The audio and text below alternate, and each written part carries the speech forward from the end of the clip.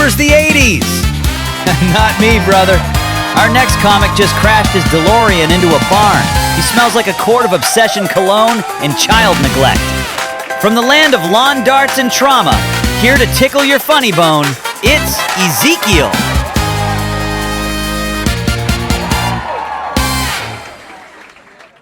Hello, my name is Ezekiel. I know, totally tubular, right?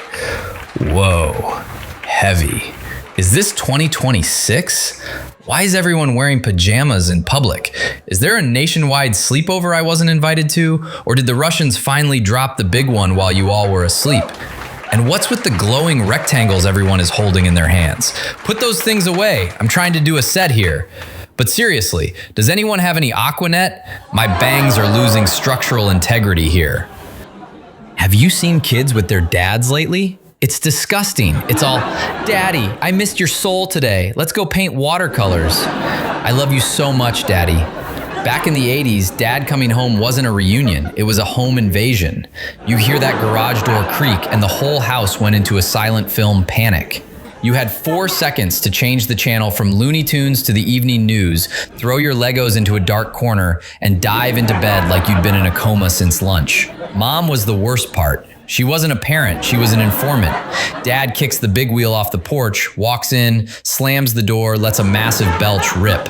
Mom whispers, "The boy breathed too loud at 3 p.m. Dad just stands in the doorway, unbuckling his belt like a cowboy in a Western. And back then, that wasn't trauma, that was just tough love. You weren't acting out, you were just trying not to get a leather-assisted ass-jacking. Then came school recess, the Hunger Games edition. And don't get me started on the 80s. Our playground equipment was designed by people who hated children. Remember Red Rover? The game where you'd lock arms and yell, "Send Billy right over," which was 80s code for, let's see if Billy's collarbone can take an elbow jab without shattering through the skin. Billy would hit that line, get whiplash, and start bleeding from places he didn't know he had. You'd look at the teacher for help, and she'd just blow a cloud of Marlboro smoke in your face and say, "Walk it off, Billy. If you can still see out of one eye, you're a starter for dodgeball." Dodgeball wasn't a sport. It was legalized assault. The goal was to find the kid with the thickest glasses and try to fuse the frames to his skull with a red rubber ball that sounded like a gunshot. Then came the streetlight stopwatch. We didn't have GPS. We didn't own smartphones. We didn't own our phone. It was rented from AT&T. It was an ugly piece of plastic that weighed 40 pounds and stayed in one room. If you weren't home, you were basically dead to the world. We didn't have cool gadgets like answering machines or call waiting. Our only clock were the street lights. That was the law. When those lights flickered on, you had 10 seconds to sprint 2 blocks or face the belt of destiny. Older kids would sit on their porches with literal cash in hand, taking bets on which kid was going to get caught being late and face a butt whooping. $5 says Timmy's getting the wooden spoon tonight. You'd hear a screen door slam and a yelp, and the teenager would just sigh. Yep, Timmy's a slow runner. Pay up, sucker. We had the blonde double standard. Blonde jokes were all the rage. Now, you can't even tell a joke. I miss blonde jokes. They were so simple.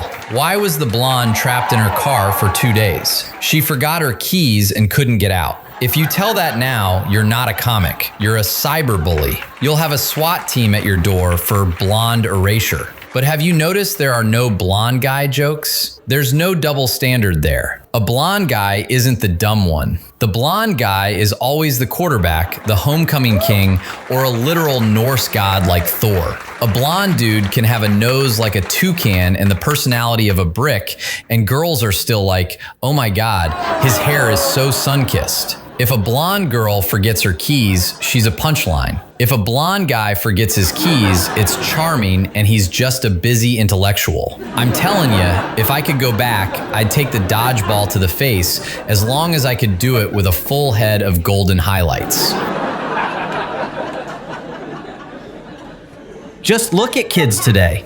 They are encased in protective gear. Mouth guards, helmets, gloves, elbow pads, knee pads, shin guards. I'm surprised they can even run or get up when knocked down. If a kid trips on a blade of grass, there's a multi-agency task force on the scene in minutes to determine the root cause of the incident. Kids carry germ-killing hand sanitizer and clean their hands every 9 minutes. They are more worried about killer cootie germs than bullies taking their lunch money. When I was a kid, I used to build my own Evel Knievel ramp and try to catch air on my bike while soaring my weight to the sidewalk. Blood gushed, but I wasn't going to show a tear to the other kids. I'd grab a handful of dirt and rub it into my scrapes. There, that will stop the bleeding. Who wants to go next? Kids would be like, ooh, me, pick me. I once knocked out my tooth while skateboarding.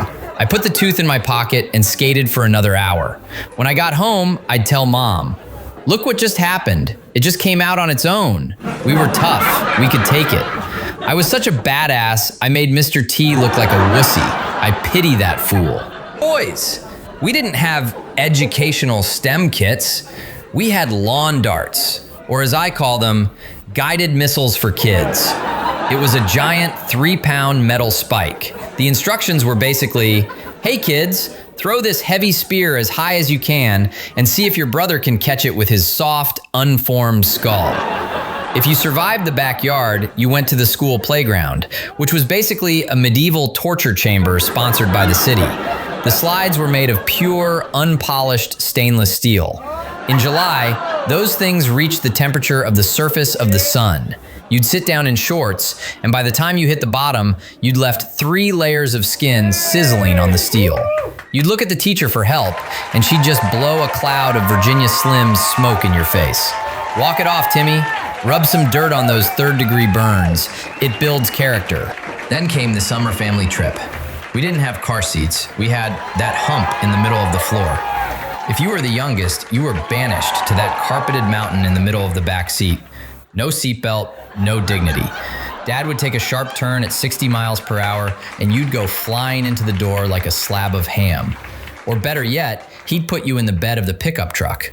Just 5 kids, a spare tire, and a rusty toolbox, going 75 on the highway. We were basically unsecured cargo. If Dad hit a bump, Billy would catch 3 feet of air. We didn't cry, we just scrambled back into position like we were in a low-budget action movie. If you told a cop today you had a kid in a truck bed, they'd call a SWAT team. In 1984, the cop would just pull you over to ask if you could spare one of those cold beers sitting on your lap. Look at me, I'm perfectly fine.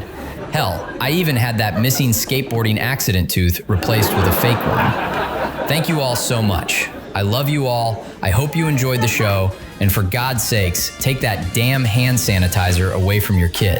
Have them go rub some dirt on their hands. Make them drink from a garden hose and build up that immune system. One day, they will thank you for it.